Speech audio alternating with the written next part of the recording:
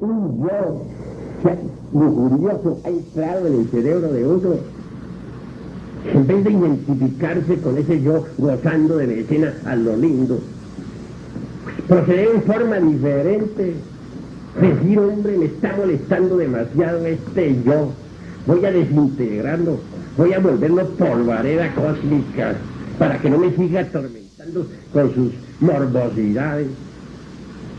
Luego, sumergirse en meditación, tratando de comprender lo que es la lujuria. ¿A qué sirve la lujuria? Aquel cuerpo que le sirvió a uno para satisfacerse en sus horas de placer, va al panteón, que allí le brotan gusanos por los ojos, por la nariz, por la boca, por los oídos, por el sexo, por todas partes. Después, ¿y qué? Prosiguiendo, un esqueleto, no, hay un esqueleto y eso es todo. Un esqueleto con el que gozó, qué tonto fue uno. Cuando uno llega a entender eso, se hace consciente de lo necia que es la lujuria. Ya que uno lo ha entendido, entonces a suplicar a su madre propia, a esa madre divina que lleva en su interior, a esa virgen inefable, se desintegre ese yo horrible de la lujuria, ese que le estuvo atormentando la mente. Sucede que dentro del centro intelectual, aquí adentro, tenemos nosotros muchos rollos con escenas morbosas, rollos de película ahí donde están escenas de ira, rollos donde aparecen las cantinas, rollos donde aparece el dinero, la codicia, etcétera, etcétera. Los yoes usan esos rollos para proyectárselos a uno pues en la pantalla de la mente y engordarse, fortificarse, hacerse más y más poderosos. Nosotros necesitamos destruir a esos yoes, porque si nos identificamos con ellos, si les hacemos el juego, pues ellos agarran fuerza y cada día se hacen más potentes. Conforme uno vaya desintegrando esos yoes, la esencia, la conciencia que normalmente se encuentra embotellada entre ellos, se van liberando. Entonces uno va despertando en otras regiones. Durante las horas esas en que el cuerpo duerme, uno se irá viendo consciente fuera del cuerpo. Cuando ya el 100% de conciencia esté despierta, entonces uno estará iluminado. Podrá ver, podrá oír, podrá tocar, podrá palpar la verdad. Podrá entonces platicar con los seres inefables cara a cara. Podrá conocer los misterios de la vida y de la muerte. Pero ya les digo a ustedes, necesitamos autoobservarnos.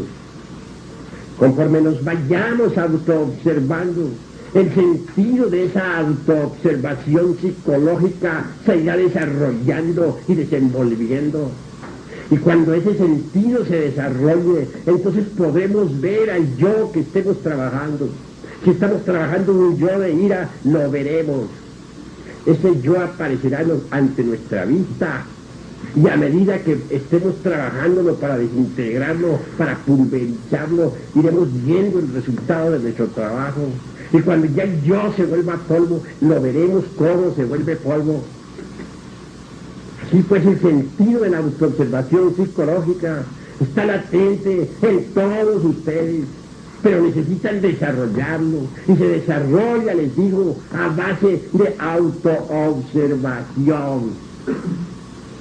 Uno necesita vivir en estado de alerta percepción, alerta novedad, de instante en instante, de momento en momento, para autodescubrirse.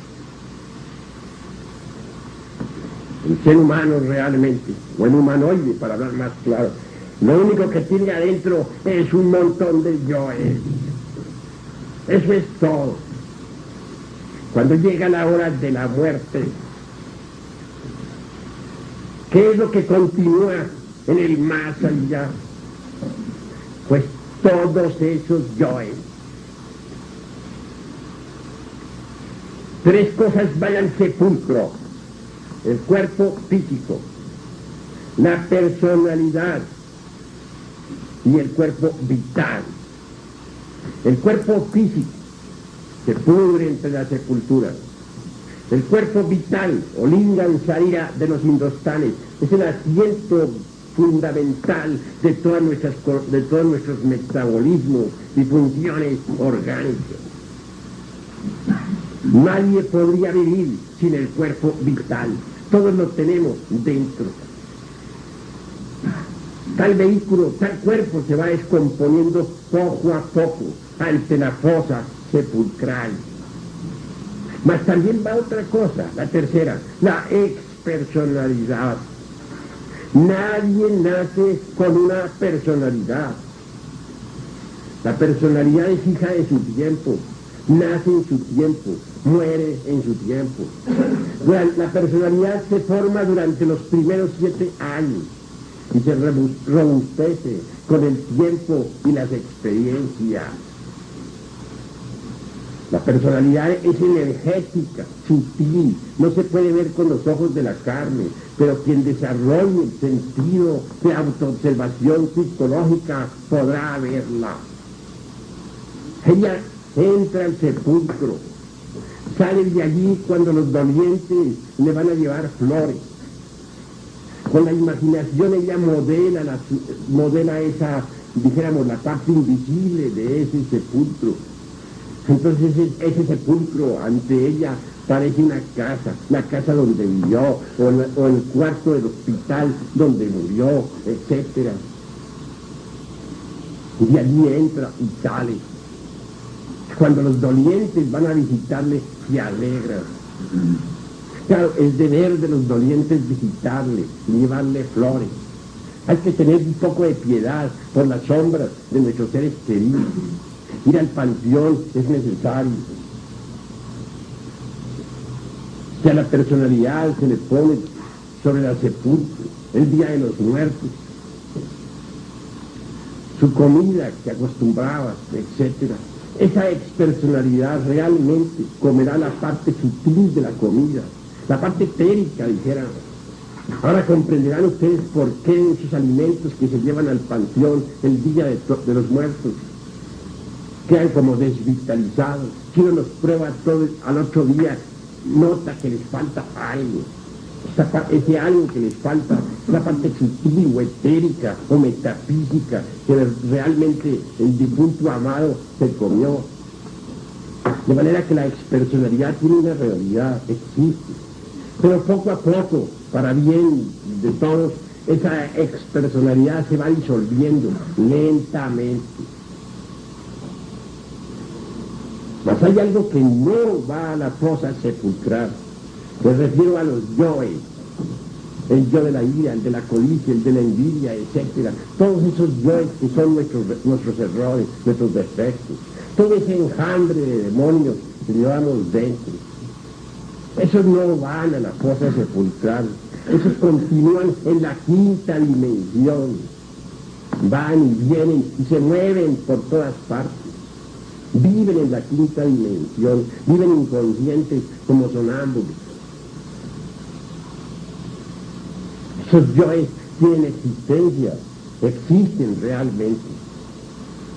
Obviamente la eternidad se los devora, más tarde los expulsa. Hay una ley que se llama la ley del retorno de todas las cosas. Es decir, todo retorna, todo regresa, todo vuelve al punto de partida original. Los astros regresan siempre alrededor de sus soles, al punto de partida original. Los átomos dentro de las moléculas, en órbita alrededor de sus centros de gravedad, regresan al punto de partida original. ¿Por qué seríamos nosotros una excepción? ¿Por qué? Si regresan las estaciones, si regresan los átomos y los astros, si todo vuelve al punto de partida original, ¿por qué nosotros podríamos ser una excepción? Dios no viola sus leyes, ellas siempre son inmutables. Así pues, es necesario entender que los astros y nosotros todos regresamos. En su tiempo y en su hora, la esencia, la conciencia, quiere volver y vuelve. ¿A dónde vuelve? Se nos ha dicho que continúa en la semilla de nuestros descendientes. Y así es. Así es. Obviamente, los seres humanos todos tienen un 3% de conciencia despierta y un 97% de conciencia dormida. Pero ese 3% de conciencia despierta no está embotellado. Lo que está embotellado es el 97% de conciencia. El 3% de conciencia libre impregna al huevo fecundado en su tiempo y en su hora. Y entonces se forma un nuevo organismo dentro del vientre materno. Uno va a nacer entre aquellas parejas con las que está relacionado. Está relacionado por vínculos de sangre. Normalmente continúa en la semilla de sus descendientes, pero continúa y allí vuelve. Repito, la esencia impregna el huevo fecundado y se forma un nuevo cuerpo físico. Ese cuerpo se forma en el vientre materno. Los ángeles del destino dotan a ese cuerpo físico del principio vital, del asiento vital. Y cuando nace la criatura, cuando viene al mundo, entonces la esencia penetra, es decir, lo que es de conciencia libre, penetra dentro del cuerpo del recién nacido. Y nace el niño, viene a la existencia. Durante los primeros meses de nacido el niño, aún más durante los primeros 3 años, los yoes todavía no han tenido oportunidad de meterse en ese cuerpo de la criatura. Esos yoes dan vueltas alrededor de la cuna, van y vienen libremente. Quieren meterse, pero no tienen la oportunidad, porque para meterse se necesita la personalidad, y la criatura nace sin personalidad. Necesita formar una nueva, y la forma durante los primeros 7 años de la infancia. Más tarde comienzan esos yoes a meterse dentro del cuerpo del niño. Entonces aparecen los primeros relámpagos de ira o de celos, etc. Pero mientras esos yoes no se han metido en el cuerpo de la criatura, el niño es absolutamente inocente.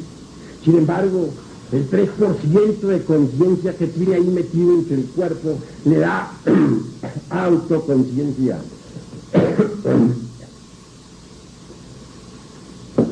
Le da conciencia despierta. De manera que un niño tiene conciencia despierta. El niño recién nacido está despierto y nosotros no. El niño recién nacido nos ve a nosotros como somos.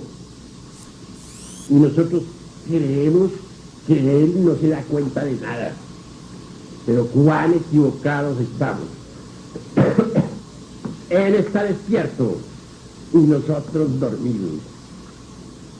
Él nos mira con piedad y nosotros creemos que los piadosos somos nosotros. Él recuerda su vida anterior y los seres humanos comunes y corrientes no la recuerdan. Él está en contacto con el mundo invisible, ve a sus amigos de la quinta dimensión que van y vienen, a veces se sonríe, a veces está triste y nosotros no entendemos.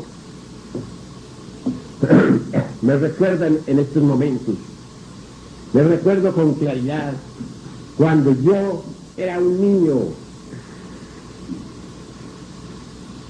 nací con conciencia despierta. Recuerdo exactamente el instante en que nací. De pequeño podía recordar mis vidas pasadas, recordaba mi antigua existencia, recordaba a todos mis seres queridos y lloraba. Pero mi buena madre pensaba que lloraba de hambre o de sueño. Y claro, venía a atenderme. Y fui creciendo. Y no se me olvidó mi existencia anterior, ni mis existencias anteriores, porque uno viene a este mundo realmente muchas veces. Yo recuerdo con exactitud el momento en que desencarné en mi pasada existencia. Recuerdo cuando el galeno tomó el pulso de mi mano y luego sentándose en la única silla que existía entonces en esa casucha horrible donde desencarné, moviendo la cabeza negativamente, dijo: este caso está perdido. Cuando él se retiró, un frío tremendo invadió mi cuerpo. La buena mujer que me acompañaba solamente oró suplicando a San Pedro, a San Pablo, a los santos inefables. Mas todo fue inútil. Luego sentí unas manos que me agarraban por la cintura.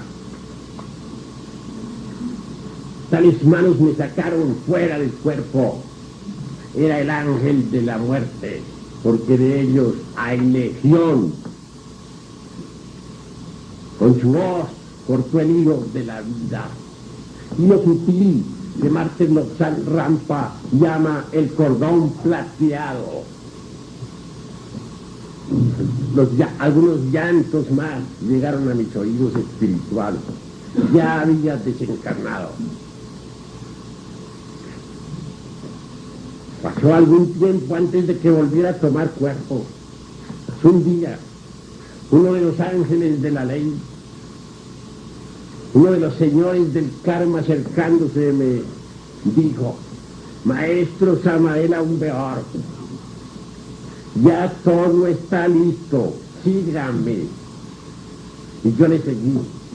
Y él penetró a lo largo de un viejo pasadizo empedrado. Llegó a un patio lleno de macetas. Y yo le seguí. Atravesó por unas salas. Yo iba atrás de él. Y al entrar a una recámara, llegaron a mis oídos los sufrimientos de una mujer que tenía dolores de parto. Miré y vi algo más. Un hilo muy sutil me conectaba con ese cuerpecillo que estaba por nacer. Y nació la criatura. Y en el instante en que hizo su primera respiración, me sentí atraído instantáneamente hacia el interior de aquel cuerpecito. Esto es algo, sentí algo muy similar a lo que siente una persona que duerme y alguien viene y la toca. Instantáneamente esa persona despierta. Yo al despertar me encontré metido dentro de un nuevo cuerpo, un cuerpo de niño. Lloré sorprendido.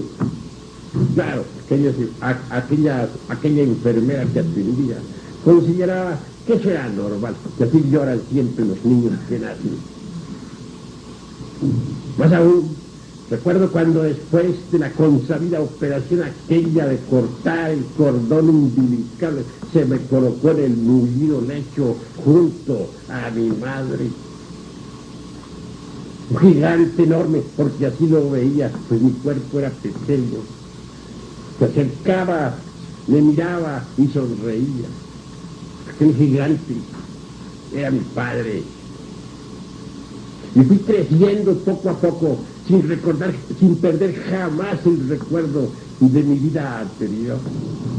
Y así como recuerdo mi vida pasada con todos sus detalles, peros y señales, recuerdo todas las existencias que he tenido en este mundo desde el amanecer de la vida. De manera que entonces puedo dar perfecto testimonio. Si las gentes creen, que crean. Y si no creen, que no crean. Eso ni le quita, ni le pone un punto, ni una coma a la realidad de lo que yo me acuerdo. ¿Quién podría arrancarme de entre los sesos lo que me acuerdo? Si viniera un sabio, el sabio más grande del mundo, y me dijera: señor, todo eso que usted dice es falso, yo diría: señor, usted puede ser muy sabio, pero usted no puede arrancarme entre los sesos lo que yo me acuerdo. Es la verdad. ¿Cómo podría mañana alguien decirles a ustedes que ustedes no estuvieron aquí en esta sala? Es decir, si alguien fuera un sabio y les dijera a ustedes que lo que tuvieron fue una alucinación, ustedes jamás estuvieron en esta sala, que nunca escucharon al maestro Samael aún Beos, ustedes le responderían al sabio: Señor, usted podrá saber mucho, pero que yo estuve, que lo estuve escuchando, esto sí que no me lo arranca ya bien entre los sesos. Así me pasa a mí con el recuerdo de las vidas anteriores.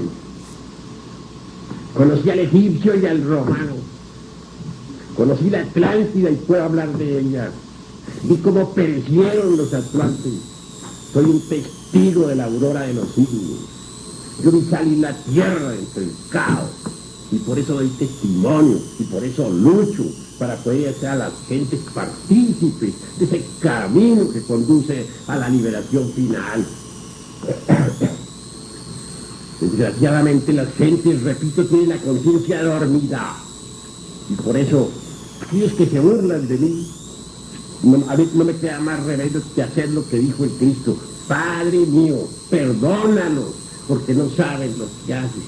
Es obvio, están dormidos. Si estuvieran despiertos, no se burlarían. Entonces, ¿qué me queda? Perdonarlos, llamarlos. Eso es obvio. Así pues, que bien vale la pena luchar uno por una autotransformación radical. Necesitamos cambiar, necesitamos ser diferentes, volvernos distintos. Esto solamente es posible eliminando de nuestra psiquis, eliminando de nuestro interior estos yoes diablos que personifican a nuestros errores.